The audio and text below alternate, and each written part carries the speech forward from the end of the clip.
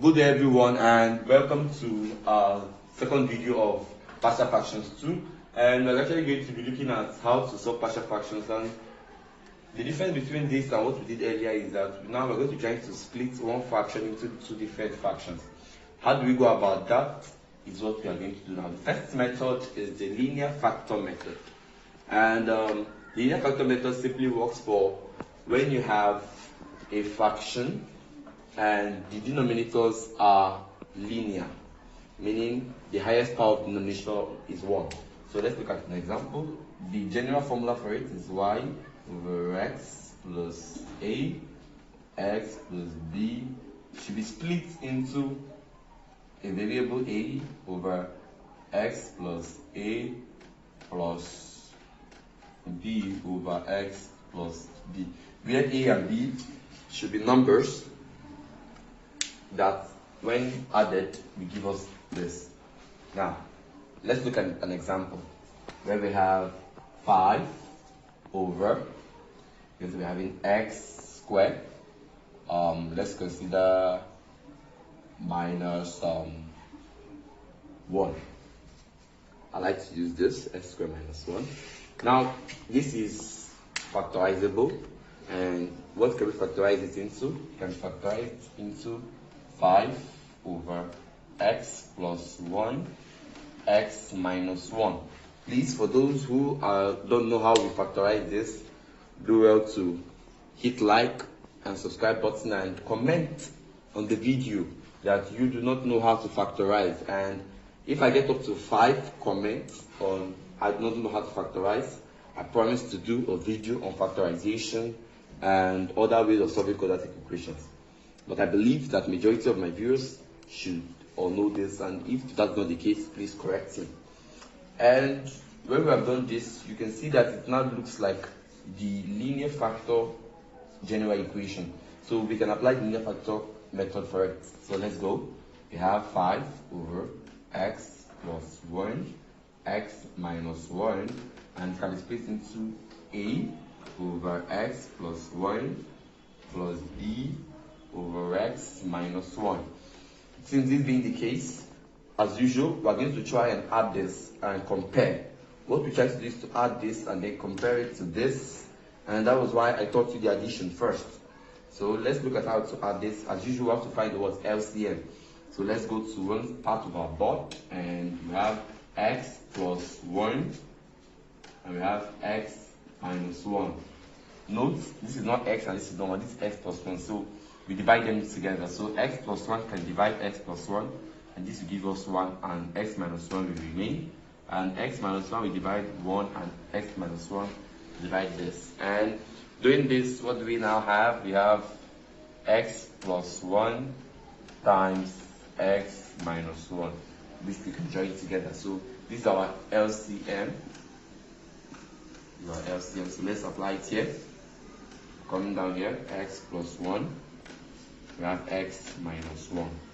So we're going to try and do what we did when we're adding this in this. You can see that the x plus 1 cancels out x plus 1, and what we're going to have, we're going to be having a times x minus 1.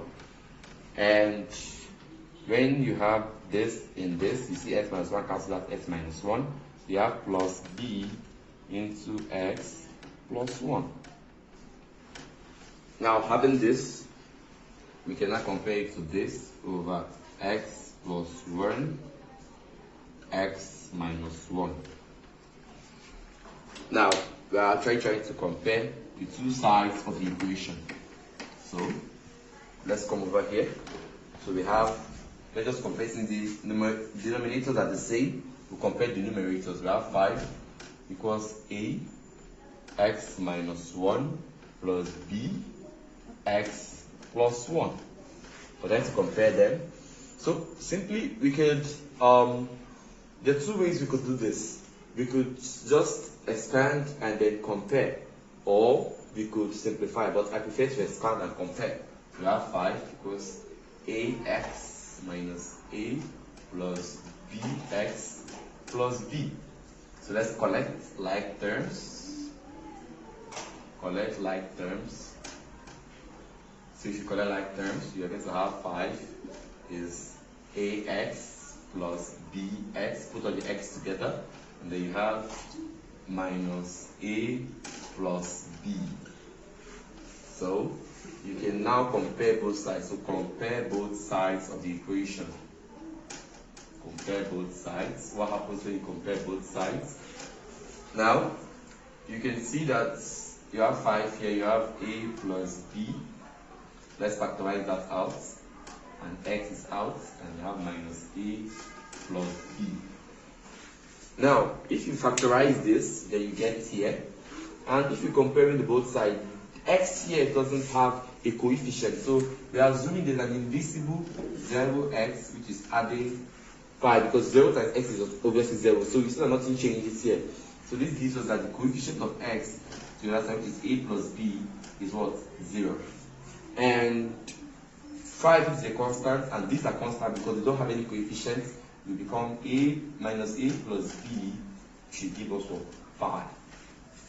So I'm going to solve them simultaneously.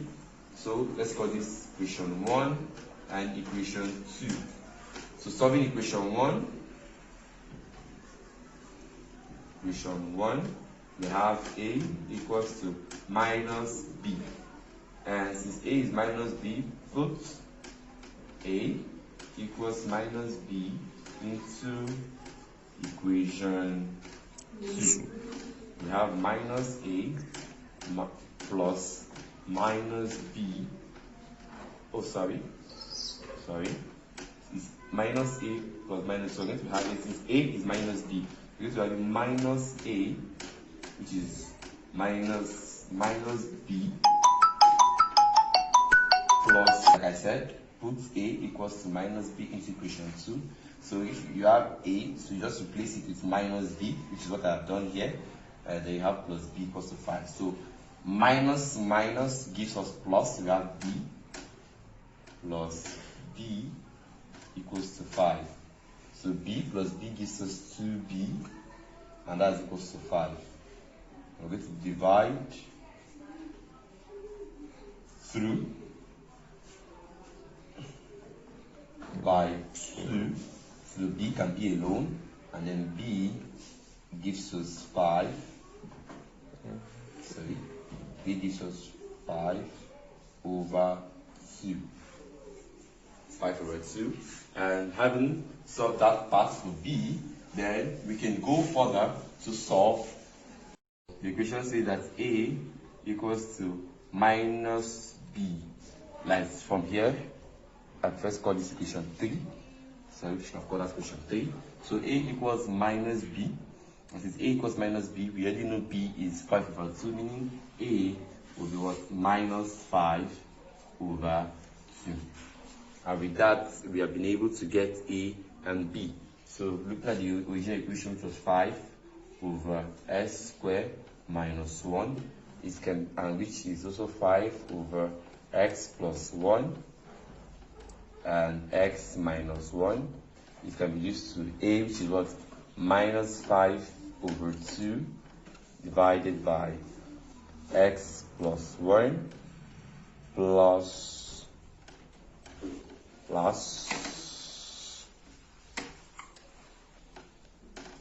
5 over 2 divided by x minus 1.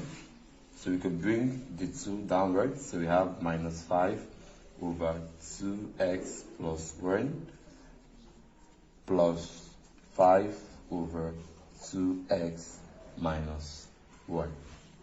So with that, we can say that we have successfully split the fraction into 2 parts. And for those of you that don't like putting minus first, you can change it to 5 over 2x minus 1 minus 5 over 2x plus 1. So with this, we are done with the first method, which is the linear factor method. And I believe if you followed us from the beginning of this video up to this point, then you should be able to solve any question involving linear factor method. Please, if you have any difficulties, do well to comment, and I will surely provide answers to difficulties.